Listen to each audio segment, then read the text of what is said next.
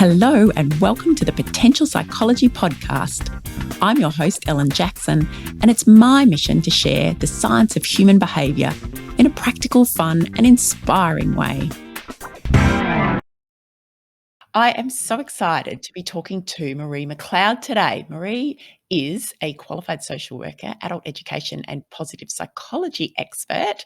Her work blends a deep understanding of positive psychology, neuroscience and appreciative inquiry with extensive experience in community culture change.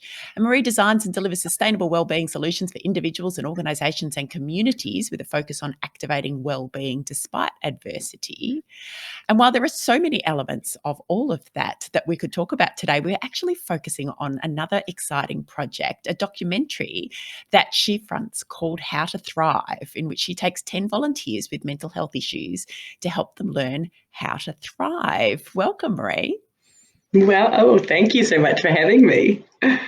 You are very welcome. It's delightful to have you here, and I'm really excited to talk to you about your work and about this documentary in particular and how it's come to be. I'm going to actually read the promo for How to Thrive just to kick things off and to give our listeners a sense of what it is we're talking about and why perhaps we're talking about it. So the promo is this: the world of psychology has for far too long studied what goes wrong with the human mind. Whilst these have led to important understandings around disorders, there is another side, the science of what is right about the human experience and what makes our life worth living. It's time to progress the conversation, get real about mental health and do something positive and proactive about this massive problem. And that speaks to our mission here at the Potential Psychology Podcast so well. And so I'd love to know, before we even get into the doco piece, Marie, how did you come to know about and immerse yourself in positive psychology and the science of thriving? Oh, well, I think, they seek to say that people say that we seek to learn what we most need to know. And certainly that has been my experience. So I grew up in New Zealand, in the country, and knew from a very young age that I wanted to do things to help people in the world.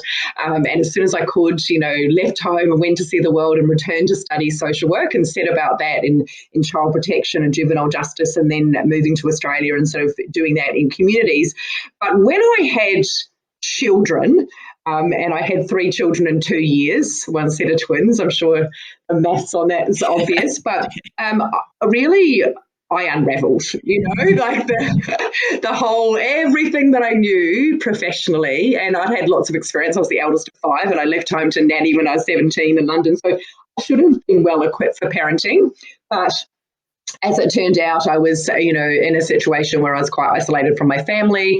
One of my twins has high-functioning autism, and what we now know is that they all have ADHD. And so in their teens, they are all kind of diagnosed and take medication every day. But it was a very tumultuous time on reflection, and I went at that time from being the professional helper to the person on the other side of the table needing to receive services. And for me, that was very confronting. But I also didn't like the approach that I was on the other end of, which I had previously been proposing, I suppose. And that was really about, so tell me what's wrong here, share with me the disorder, the dysfunction, the disability even. And before I knew it, I was going along to those services to receive help for my son, probably particularly, and my husband was then struggling, and then we were in relationship counselling. And before I knew it, the professionals were turning to me and saying, well, you're displaying a full hand of depressive symptoms. And I was like, what? And so it was around that time that I heard about positive psychology, and someone had lent me the book Flourish, and I just had a bit of time one weekend when my mum was across from New Zealand, and that was the beginning for me, Ellen, of, starting to see that there was a different way of thinking about things. And despite the fact that we might be experiencing dysfunction and disorder, we can flip our sort of mindset and our lens, and that there's a whole realm of science and expertise out there that comes from a different side of psychology. And so I started to kind of, I just read that book and I said to my husband, this personally and professionally will change my life. It's been a real kind of light bulb moment for me. So that was the beginning, and I just then started to apply it in my own life with my family, and then in ever increasing circles outward, testing what the boundaries might be. And certainly the documentary has been the biggest test of all time. But yeah, that's how it's all started. So coming from a real place of lived experience, I suppose, is the phrase we often use, not just Mm, the academic, and multiple layers in there as well. So from your own actual experience of mental health struggle, but also mm, that piece around that, because it's something I struggle with a little bit too, the disability label around things like neurodiversity and how helpful perhaps mm. that is or isn't. And I understand that the system's kind of set up around that way, but is that actually the best way for a family to thrive or flourish in those circumstances, or for the kids themselves to thrive or flourish? Mm. So I don't personally, I guess I was in the era of studying social work where that was a big question. Should we diagnose, Mm. should we label people? And so I had a strong awareness about that. But to be honest, as a parent, my views are a little different now around that, and I actually really welcome a diagnosis because it helps us to understand more clearly what we need to do about it. Mm. And, I'm a very big believer that a diagnosis is a difference, not a deficit.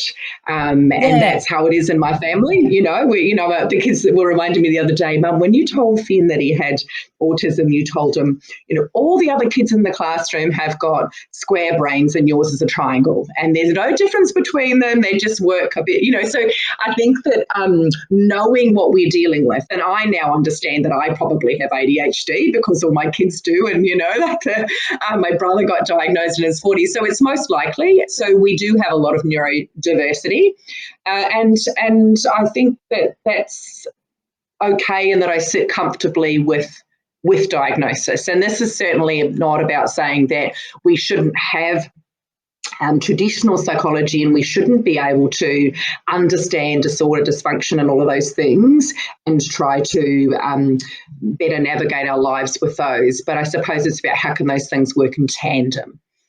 But that's actually a wonderfully positive nuance, really, isn't it? Around that difference, not deficit. It's talking to kids, and it's something that I do with my kids all the time around the fact that, we're just all good at different things in different ways, and none of them are better or worse or right or wrong. It's just the wonderful diversity that is being a set of unique human individuals, isn't That's it? right. Yeah, I think so. So, Marie, with that background and that experience, why a documentary? How did this come about? Before we go into what it Oh, actually looks gosh. like. Yeah. So, do you know what? It's been an interesting set of circumstances and coincidences. And the wonderful Chris Mackey, who is the clinical psychologist that runs a big clinic in Geelong, he supported me on the documentary. He's done a lot of work around synchronicity. I didn't know what that was, but there's so much synchronicity that occurred for me to be part of this documentary. Those things that just come towards you in life and you don't seek them out, but they, through a whole series of sliding doors, come your way. And that's never been more true than this experience. So just to kind of cut a long story short, Beyond Edge is the name of the company making the film. Dee and Andy, amazing guys that were really interested in making a documentary and to look at the idea of is there a sort of secret formula to happiness. And, Dee comes from a refugee background and spent early years in refugee camps. And he noticed, I guess, that some people having his experience became resilient and optimistic and could thrive, and others really didn't. And, they have succumbed to mental illness and to alcoholism and those kind of things. And he wanted to understand, is there something that helps people to be resilient despite adversity? So he was seeking to make a film like that and had come across positive psychology and was starting to kind of, talk to experts around the world. He came across me. We met each other at the World Positive Psychology Congress, and he started to. Exactly, amazing. So rich and full with all new things POS-psych related. And so I told him that at that point in time, I was running a program with Headspace, our youth mental health service here in Australia, and that it was applying positive psychology with young people experiencing struggle and mental illness. And he was very fascinated and intrigued by that. And then we sort of had another alliance where someone I was coaching was interested in documentary making. But Dee came and listened to the young people who'd been on that program. And afterwards he said to me, "That's the documentary I want to make." And I said, "Well, you can't, because those young people are not interested in being on camera. Thanks very much." And so anyway, that began the conversation, and there was a number of different ideas about, where would we look at this? Would we look at junior doctors who have so much struggle and high rates of mental illness in workplaces and young people? And we were going to split it across kind of 3 areas. But in the end, we got some good advice from other filmmakers and just said, well, what happens if you just go out and engage ordinary Australians experiencing struggle and apply, what you've been doing and see what happens. So that was the beginning of all that.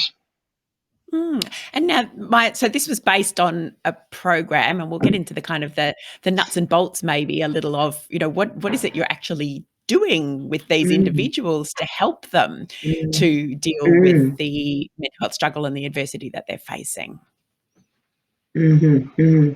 So, yes, as I said, I had been running that program at Headspace, and previous to that, it had all started with one of the large community health services, and they knew about some other work that I had been doing in vulnerability. So, I guess a lot of people in positive psychology come from backgrounds of corporate or maybe education or various different fields.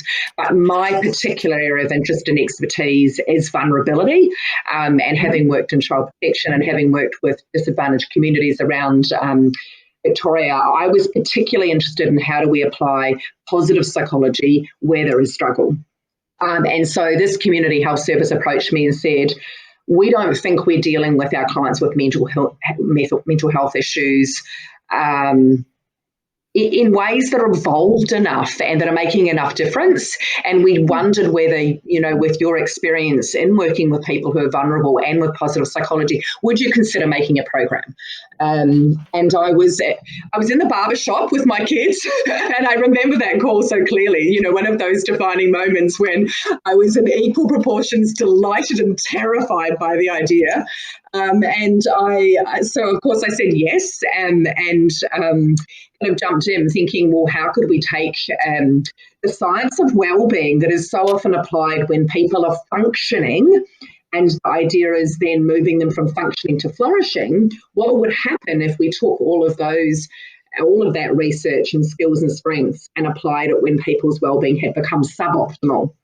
And so, I think it's important for us to sort of understand that if we have a continuum of our well-being, and 0 is I'm fine, and then there's 0 to +10, my objective is I want to be better than fine. I want to think about what can help me move from that functioning being okay to flourishing. But then the 0 to -10, which is down to surviving. And, that range from 0 to -10, where people are depressed and they're anxious and they have OCD and they have eating disorders. And traditionally they would go to a psychologist who would say, well, let's try and help those issues you have and get you back to fine. And I guess what this director of the Community Health Service was saying, well, what's better than that? Because it doesn't seem to be working so well. And we're working one-to-one with people, and we're having them coming back to us for years, and it just doesn't. So we decided to create a group program. That program was called Alive to Thrive, and we began to offer it to their clients with mental health issues, and fairly standard positive psychology tools that we were delivering. Where the whole kind of pivot was how might that land on you if you are experiencing isolation and mental illness or grief or, those kind of things? And so how can we sort of, nuance these things around that vulnerability? And how can we sort of say to people, your mental illness does not need to confine and define you. We want to explore that capacity of being able to dance in the rain, being able to thrive despite struggle. And that's, I got very, very excited about that idea and that question. And so that's what it was. It was a 6-week program, 2 hours at a time, and it was extraordinarily successful in moving people who had tried everything else and had been around in the traps, trying to deal with mental illness for a long time. And so then there started to be people sort of nipping at my heels saying, you need to do more of this, because if I had had this when I was in school, it would have changed the trajectory of my life. And so there was some grief associated for them about, how did I not know this? Because my life could have been different. I could have accomplished more. I could have been more. So it was a very defining moment in my career, I suppose. And then we started to take some of those people and ask them to co-facilitate, so that we had people with that lived experience sitting alongside me. And again, another beautiful moment was when there was no longer funds, as always seems to happen, for me to continue to deliver that. I was able to hand that over to one of the earliest participants of the program, and she could run it with a member of that community health service, and the results that they got were even better than when I was there. And I love that. Yeah. So many things, so many fascinating things going on there. Not only obviously that real experience and that feedback that you were getting from these participants, that this was making such a real difference in their lives, even though that's tied up with that little bit of grief, that lost opportunity, I suppose, for them. But hopefully it means that opportunity is there for future participants, future generations even. But then from a psychological point of view, being able to take a research body, I suppose, that's really has largely concentrated on moving people from that, 0 to +10 or even the +5 to +10. And certainly I come from a coaching background, and that's, where we kind of operate it's about not necessarily the tools and techniques. We're applying the same tools and techniques. We're just applying them to a different population. So that research had been around that, but then bringing it right back full circle and taking that research and those applications and trying to, it's sort of overlaying the mental health struggle with the flourishing. I hope I'm making sense. You're making sense.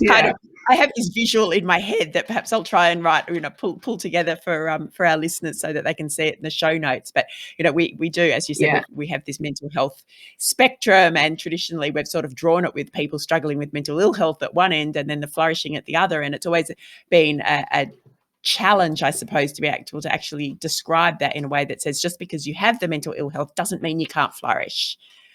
It's not an either or, it can be both.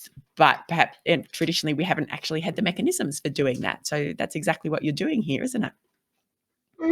Yeah, absolutely. And I think it's not just mental health struggle. There are other kinds of struggle. It might be a physical health struggle. It might be deep grief. It might be relationship difficulties. It might be parenting difficulties. There is just so much struggle. And, that's, I suppose, I was sharing my starting journey, that I sat and struggled for so long. And I just think myself how different things might have been had I known even just some of the smallest things to tweak my mindset and my daily routines, and the difference that might have made for me and for my children.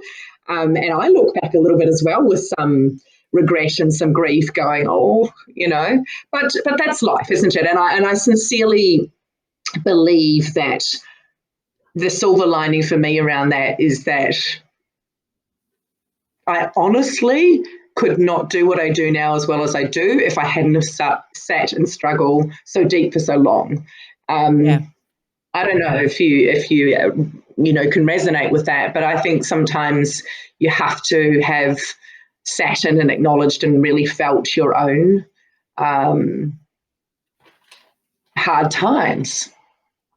Yeah. I suppose it creates that connection and a deeper sense of empathy to have actually been there and done it, and to have a really good understanding, a real understanding of how others might feel as best we ever can when it comes to trying to be in somebody else's head. Yes, So, Marie, yes. can you tell me then tell all of us a little about some of the tools and techniques that you've used both in that program and now in this documentary, the sorts of things that people will see participants participating in to make a difference? And I guess what you're saying here, or you'll be telling us, will be also the things that might have made the biggest difference for you if you've been able to put them into place back in those days of struggle. Yes, thanks, Alan. So I guess since the time when I first started this, as always happens, my thinking has evolved, and we sort of get sharper and better, and then sometimes we maybe over-create and get too much and have to kind of bring it back down. But since the Alive to Thrive days, when I was sort of doing this out and trying to figure it out, one of the things that I realised was that many of us are using PERMA, which is the framework for positive psychology that Professor Martin Seligman, the founder of positive psychology, put forward. For me, I guess I found that was not really always hitting the mark, and it was quite individualistic. And as I said, that was very much designed around you're already fine, and this will help you to be maybe weller than well, we might think about. And so I wanted to create something that was a framework that was memorable, that had metaphor, but also scaled a little bit more that kind of me to we kind of spectrum. And so I have created a framework called Beacon. And obviously the metaphor around that is that we want to begin to shine our brightest for ourselves, but also for others. And that if we are a place, if we're a workplace or a family or a school, then we can think about that system and that place shining its brightest, and that this framework works equally well in that way. So Beacon stands for belonging, engagement, accountability, compassion, optimism, and nurture. So I might just go through a little bit what's under each of those. And I suppose what is sort of the trick is then also we have found great benefit in group programs and people being and creating a tribe and a community and knowing that they're not alone, but also where we can to have that one-to-one coaching with people so that you can have an individualized conversation with them. So the first Beacon beam is belonging. And so in that, we are thinking about the fact that, one of the most important things in terms of our thriving is having close connections with other people. The nuance around that is that when people are struggling, if their struggle has been deep or long, many of them are often feeling very isolated. So if you tell people who are struggling that the most important thing for their well-being is to be close connected, that can feel really tough. So the great thing, I guess, is Professor Barbara Fridget's research around positivity resonance means that, yes, we want to, over time, have close connections and enduring connections with people and to have a Thrive tribe around us. But before we get there, we can make small investments in our well-being just by micro moments of connection with people that we come across as we move through our day. So that was an important spin to be able to make, so that, if you don't have any family or friends at this moment, that you can begin to, as you go for a walk or you buy your coffee or your groceries, just look up and catch the eyes of the person in front of you and share a positive emotion of some kind, maybe a joke or a compliment or a warm smile or a comment about the weather. And when we do that, that we get a release of oxytocin. There's just a micro moment where our eyes connect and we come into a bubble with someone else. Now, the reality is that many of us, even when we're quite well, are moving too fast for those tiny moments to occur. And so be reminding people to prioritise that with strangers as much as loved ones, because we also need to invest in those relationships with loved ones, because they don't just sit there like stone. You know, they need to be remade and remade. And the way that they are remade is those little micro moments. So that's one part of belonging. The other part, sort of stretching out from that, is to think about who do you have in your tribe, and really getting people to understand that they can be more intentional about that. Oftentimes when people are in struggle, they have people who are a bit toxic in their lives and they haven't been setting boundaries around that. They haven't been particularly selective about people who help them go where they want to go. And so we have a blueprint for belonging, which is called knock.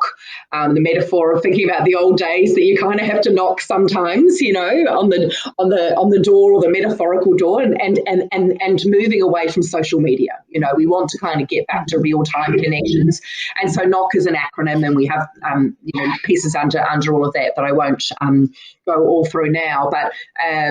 There is, I guess, stretching out from just the traditional psychology, a lot of thinking about how do we find the tribe or the group of people that really serve us to thrive despite a struggle, and how can we begin to be more authentic about our vulnerability. So that's belonging. The next piece is engagement, and that's really about thinking about how do we move towards feeling more purpose and meaning in our lives. How do we begin to wake up each day and thinking that I am contributing to a world larger than myself? How do I have a sense of knowing what I'm good at and love doing, and able to apply my strengths in just right ways in my life? And so under that beacon beam, we will have people take their VIA Strengths survey, and that is very instructional for me as a coach, and for them as we look at how struggle may have affected their strengths. So, you know, there's a lot to talk about under there. But for example, if someone's been depressed for a while, you know, we might find things in their bottom 5 around hope, gratitude, zest, love, which are so important to our life satisfaction and may have been part of who they were before they were in struggle. And so, you know, typically speaking, a positive psychologist, coach or practitioner might not think about the strength survey in that way, but we need to kind of have a more nuanced understanding that what we get may have been reflected in that experience of struggle. Yeah. Does that make sense to you? Yeah, it does. I use the VIA quite a lot myself, and I think it is around a little bit of that nuance of being able to know, and also to know the research around which are the strengths that we do need to make sure we're engaging, whether they come naturally to us or not, that do make a difference to our psychological, emotional well-being and the ability to thrive. That's right. And so knowing that whilst, you know, we might use that survey and it's fantastic, you know, like a survey that took 53 social scientists 3 years to develop and is freely available, thoroughly recommend it. But there's a lot of devil in the detail. And so I think that's been you know, a really useful way for people to begin to understand themselves more. And for some people indeed struggle, it's just about understanding they have strengths, and to wear that like a coat that isn't scratchy, and to kind of begin to observe then for all of us how those strengths serve us, and how sometimes we've got them turned up too high or turned down too low. And so as much as we want them to discover those strengths and apply them, we also want them to tune them in ways that serve them. And so there's lots of conversations about that. You know, the classic examples of, you know, kindness too much to others and not to self, or humour in the wrong places, or honesty that becomes tactless, or, you know, overdoing kind of some of those temperance strengths so we can't move forward because we're so perseverant. So those are very useful things. The next theme is something a bit unusual, I guess, in this space, and it's accountability. And accountability, I guess, is a sort of overarching important umbrella here, because what I've experienced in working with people is that if people do the work, they make change. If they don't, they don't. Kind of simple. But so accountability is its whole beam now. And that's because we'll say to people, thriving is not a spectator sport. And we know and acknowledge that you're in a struggle, and sometimes showing up is enough. But you will need to begin to hold yourself and others around you in your world accountable for thriving. And so we have this beautiful piece of finding the balance between grit and grace. And how do you know when you need to dig in deep and make yourself do stuff, or sometimes pull back with self-compassion and know that today this is all you've got to give. So under accountability, we spend time on vision boards and goals and grit and growth mindset. What kind of mindset are you bringing here? So, very briefly, that's what's under there. Compassion is the next one, and that is a combination of kindness as a wellbeing superpower, and all the beautiful research around how incredibly powerful it is to do acts of kindness to others. But of course, having boundaries and self-protective boundaries around that, like Professor Adam Grant's work in give and take. And so we have a kindness quadrant to get people thinking about where they sit there and where they might need to move to have some boundaries around some of that. But perhaps one of the most important things in this whole framework has been self-compassion, and people beginning to notice their own struggle and notice that it's not just them, that it's human to struggle, and to begin to learn to soothe themselves. And so that's an incredibly important kind of piece. And then under optimism is that's really where we look at, probably one of the most traditional psychological, positive psychology pieces around understanding that our brains are wired to be at their best when we feel positive and positive emotion, so that when we feel joy, awe, hope, pride, love, serenity, that we open up and we see more and we connect better and we bounce through difficult times. And so understanding that the wiring out of our brain is actually against that, and how do we rewire it, and getting people going on those activities. But also beyond positive psychology a little bit, using some CBT around the stories we tell ourselves and how do we better navigate negative emotions, because that's life, right? We can give ourselves tricks and tools and things to go out into the weather and to better protect ourselves, but we can't stop the storms from coming. And so how do we better navigate those when they do come? And then finally, nurture is about our physical health. So eating, moving, sleeping, and taking time for mindfulness comes under there. So sorry, that was a long sort of chat. But, yeah.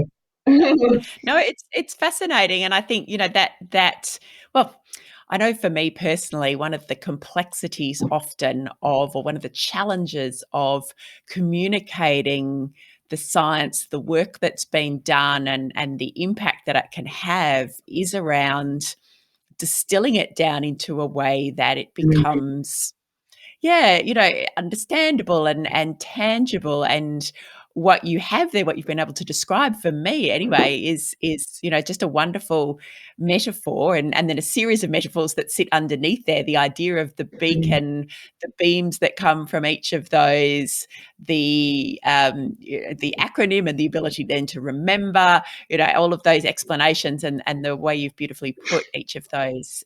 It's just, it just takes something that is big and wide and deep and has many, many parts, and kind of pulls it together into something really tangible. So I can fully understand, even just from listening to you, Marie, how even that could have a huge impact on a participant or on somebody learning that there is, this is stuff you can use, it's tangible and translatable and doable, which is, is it's wonderful and also wonderful for us as practitioners, I think, too. Those people who can pull it together in such a succinct way, because it's not the easiest thing in the world to do, I know, because I've tried it. So, Marie, that gives us a wonderful sense of the framework and also the depths of the evidence that sits behind this framework that you're using in the documentary, that you're actually taking these participants through. But that sort of sits in the background, I'm guessing, with perhaps the stories of these individuals being at the forefront. Would I be correct? From the promo that I've seen, that we will put in the show notes so that people can have a look. Yeah, look, the filmmakers are doing a very good job of trying to blend those things, and we're having they have more recently having conversations with people that create graphics, and I think one of the things that's very important for us with this documentary is that we go past awareness raising. There have been very many documentaries about mental health that raise awareness. We know it's a problem, right? Yeah. What we don't know so much is what do we do about it, and if what we have been doing about it is not quite enough yet. And please, I definitely don't want to say that what's happening at the moment in terms of our clinical mental health services is not fantastic, because it is. But I guess I'm saying, is this another piece of the puzzle, and could we collaboratively offer this? So I've had a beautiful experience recently training clinicians from Headspace. So a group of people who are social workers, OTs, exercise physiologists, psychologists, centre managers, community outreach people. So they already have their own toolboxes and they are already qualified. But I guess, we can never have enough tools in the tool belt. And so we've been able to kind of train those clinicians in Beacon. And then they've been able to go away and apply that with young people. And we're looking at them beginning to run groups as well in the same sort of way that I have. And that's very important, right? Because what we don't want to happen is, oh, well, we see Marie in this documentary and, she did that, but that's her thing. It isn't my thing, Yes, I've taken a long time, and all of my sort of worldly wisdom now that I'm over 50, my worldly wisdom and also my qualifications and deep reading in positive psychology, and it's about translating that. And I am a conduit, really. But what's important to me is that I begin to be a conduit to others who can be conduits, the beacons. So, we can have more people who can can spread this. So yes, the participant stories are incredibly important, because if you just hear the science, it's boring. If you just hear their stories, you just raise awareness, So how do we take good storytelling and blend together something that is entertaining enough, engaging enough, but also educating enough to shift the dial and get people immediately some things that get them thinking about, oh, that doesn't sound difficult. I could write down 3 things that went well in my day, or I could start making eye contact with a stranger and just have a little micro moment of connection.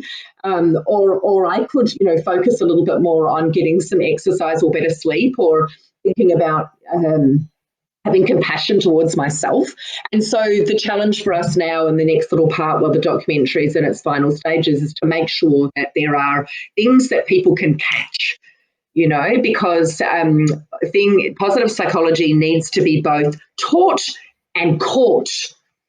And, we can teach it, and we can teach it to people when they're well, and they might be able to catch those things like a pro, baseballer or something like that. But when you're struggling, your capacity to catch what's being thrown towards you is compromised. And so that is the sort of trick, is how do we make these things bite-sized enough, but also have this minimum effective dose that can start to shift the dial for people. And am I right, Marie, in thinking that one of the, I suppose, benefits of operating in this space, but traditionally with psychology at least, we haven't waited, but it's been perhaps a downfall of the profession, that people have succumbed to struggle and then they seek the help, and that's when psychologists are there to help and support, and obviously can make a huge difference. But I know I'm personally interested in these ways in which we can kind of scale up some of that learning and perhaps position it so that whilst in this case it's absolutely going to be of enormous benefit, that understanding, even that hope around knowing that there's something that you can do if you are in a state of struggle in some domain in your life, there's also a big preventative piece to this as well, isn't there? Am I Yes, right in thinking that yes. that's been quite an Yeah. intention around the documentary and the work you're doing? Yes, that's right. So I think what we've probably done is go to the to the really hard end of the continuum to Yeah. prove that it works. Yep. And we've sort of had some laughs about that. The clinical psych who's on the program with us says to me frequently, the people who you have taken on with this documentary are struggling significantly more than the people that walk through my clinic every day and have for the last 25 years. So, I mean, I think and then we threw a global pandemic in, right, in the middle of so I think, that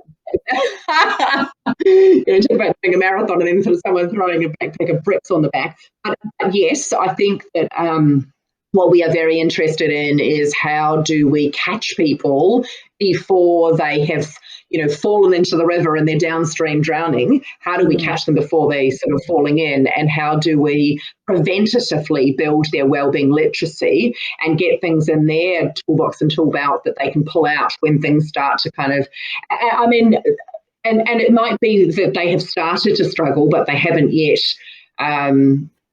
really fallen so far. It's kind of that early preventative stages. And I think that positive psychology and, for example, workplace wellbeing, which I'm sure you're involved in doing such important work in that space, Ellen, and that is preventative, and it is providing these things to people when they're doing fine.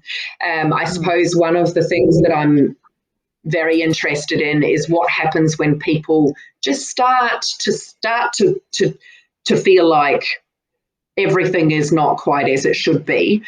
Those moments where people around you start to say, "Ooh, maybe you need to see somebody. Maybe, this is sort of not."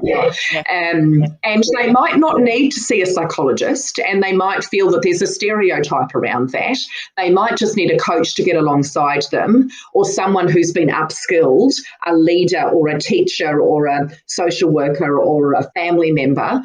And, you can then equip them before they. So, I mean, I'm very interested in the space. And certainly, if there are people in your community who are in organisations who are practitioners that are interested in having the conversation about this, or being able to use this work in their work, I think that one of the things, and I'm very open to a conversation with you about this, Alan, because I sort of bow down to your greater knowledge, but I think that in workplaces, for example, like if you think about our society and our community, and we know how many people are in struggle, but one of the biggest institutions in our society is workplaces and schools, I suppose, that, many people are in those places. And so where do we catch them? Where do we catch them in a way that they can learn this?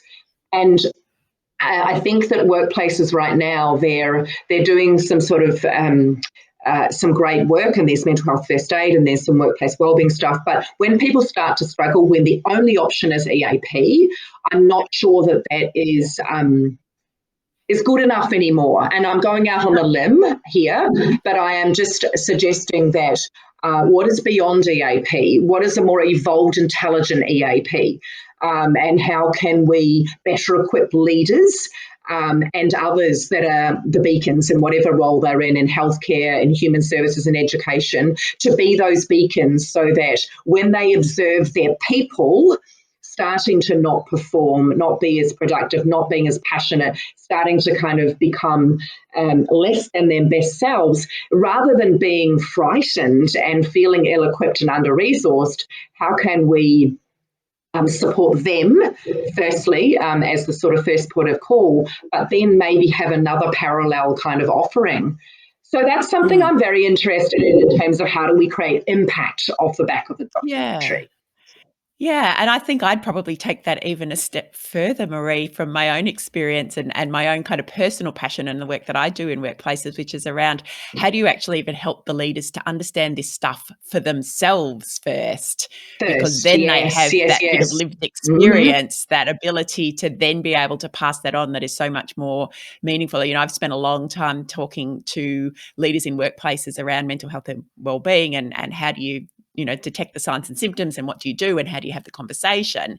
But I'm not sure it's ever quite as powerful as, you know, how do you actually implement this stuff in your own life? And then they Hmm. become much more, you know, they experience the transformation that they then become. I'm not sure that evangelical is quite the right word, but certainly proponents Yeah. of this. You know, it becomes embedded in the way, because so much of the sorts of things you're talking about here, the thoughts of work that I do, that you do with individuals, makes them better leaders. You know, it makes them better Yes, people yes. and therefore better leaders. And then we can actually have that thriving entire workplace environment. Hmm. You know, it Hmm. all just Hmm. plays together so beautifully, that becomes a culture that is supportive and, you know, I suppose creates a vibe of preventative mental health stuff, if you know what I Yes, mean. yes, You know, yes, it's yes. yeah, a fantastic opportunity, and I think it's the kind of work that really lights a fire for me, having brought, because I yes, also fully agree that we have these institutions like workplaces. In fact, I think Mm. Mark Seligman, when he first started working in this area, talked about not just the individual approach, but how do we harness education Mm. and our various systems, including our workplaces, to make this stuff livable and the everyday. So yeah, that's, you know, because of my own background in corporate, it just made sense that that would be where I would operate. But yeah, you know, and having the tools to be able to do that, to be able to do it really effectively using the stuff that you're talking about, that's where it can start to really make a big difference. Yeah, so look, I absolutely agree with you, Ellen, that each and every one of us needs to do the work. You know that Mm, I'm probably yet to meet someone who's never struggled, in mm. their life. The Not really degree to human. which they might share that, that's right. Are they a robot? Because Yes. and Susan Davidson's got some beautiful quotes around this. But if you're not experiencing struggle sometimes, you're not leaning into life enough, I would say. Mm, mm. And that really, if you're not struggling, then you're dead, or you're sort of just, we are designed to to live a life that has us sometimes then experiencing struggle. If we love and we live and we lead, then we will struggle. And so I Mm. think that to enable a leader to find that, and to have to work on that first. That's always my starting point. And you're right, when Seligman came out to Geelong Grammar, and the Geelong Grammar, which really sort of started the positive psychology movement in Australia, and they talk about learn, live, teach, embed. And certainly in my work, always there's a duality around you need to learn it, live it, lead it. Or sometimes I'll use the language that you learn, you lift your own life, you gift it to others, and then you shift the place. Because there is that three layer, for self, and then thinking about how do I move that through to the system. Because like seed and soil, I can put all the work into one person in that workplace, and give them all the tips and tools. If they are a seed sitting in toxic soil, then it's very, very hard Yeah. for them to grow, let alone to thrive and flourish. And so it Mm. is a responsibility, really, to think about in workplaces, how do we move through from that self to system, and that everybody is accountable for that. Mm. And so I think leaders are attracted to that part of the beacon model as well, that accountability is there, because it Mm. is a fine line between showing compassion for people in struggle and holding them accountable for doing what Absolutely. they can to be their best selves. Mm. Mm. Yeah, look, so many incredible opportunities there. So we will continue that conversation, absolutely. I'm Mm, interested, as we come to the tail end of this conversation, sadly, Marie, in where the documentary itself is at the moment. Do you have a sense of when it will hit the airwaves available for our listeners mhm, to watch, and mhm. what needs to happen between now and then? So, oh my goodness, it's totally opened up my eyes to how extraordinarily difficult it is to make a documentary in this country. There are so many loopholes and so many. So, look, the guys have been incredibly perseverant. And we have been lucky enough to secure funding from both Screen Australia and Film Victoria, and to have some distribution deals on the table. Having said that, there is quite a lot of dynamics and things to work through from legal perspectives and financial perspectives. We've also been lucky enough to get a large amount of our funding from philanthropy, and have some amazing donors who remain incredibly supportive and a part of our kind of extended family, when we think about the impact that we want to create. Because making a documentary is one part, right? But then you need to be thinking about how do you use that to maximise the opportunity to change people's lives. So we're Yeah, thinking, it's the vehicle, isn't it? that's right. So Q1 2022, most likely.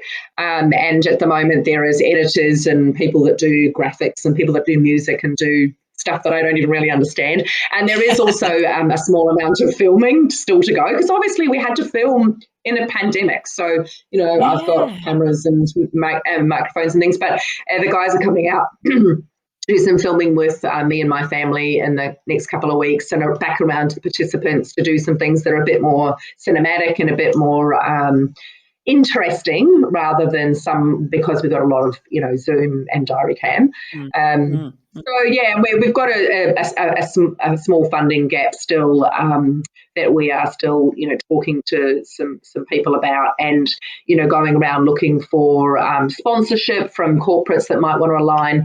Dr. Peggy Kern from the University of Melbourne has been involved with us in terms of valuation, and our intention is to provide a free tool that will be available for everyone who watches the documentary, that they can do a QR code, like a COVID check-in, but they can Now do a that we all know QR how to code do that. that will. That's right. That's been a benefit, so that they can do a quick measure for themselves against the Beacon star or the Beacon measure, and then be given that sort of light touch support through some like a very simple level of what we've been doing. And then if people want more, they come through to Thriveability, which is the business that I'm just rebranding to, and that will sort of sit to the side of this and continue to support people, and hopefully scale it out and share it out into the Mm, world. mm. Wonderful. And you must have learnt so much yourself through this experience. Oh A my whole new goodness, skill set. just so much, and so much personally, for me, going through that from home with my three children in the house, Mm, and sometimes working with some people with very, very dramatic mental illness, and just thinking that like if people are experiencing bulimia, or they're cutting, or they're suicidal, or whatever, and just thinking, what do I know about this? How can I, yeah. we're really what do we, and then just working through that and watching what happens, and have it holding the faith. And I guess there's one last thing that I would want to add in terms of that, and as a learning and a reflection, is just that the content is the content, and of course there's a way of pulling it together, and things like that, but more than the content, there is the way that it is delivered. And we talked about it being taught in court, but one of the things that makes a difference around that is how we deliver it, and how we Mm, build relationship and rapport, and how we create, for us, creating that group into a tribe that were, and to this day remain incredibly. They were together yesterday, and one of the participants' mother died the day before yesterday, and that tribe of people who were diverse, struggling Australians, who are now quite knit because they have a foundation of shared vulnerability. and that I have kind of gone out on a limb around love. That it's a little bit frowned upon maybe, and you have to keep in check your boundaries. But, we need to, if we're going to work with people in struggle, and even if we've got the best tools in the world, we need to think about how do we create that sense of psychological safety that enables people to learn.